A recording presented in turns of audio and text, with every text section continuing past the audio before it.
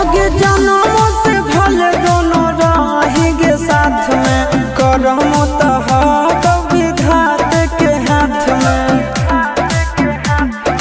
कन्हैया से मिल जाते हमारा तो मंगल तियल कान के है आगे सोना, मंगल तियल कान के।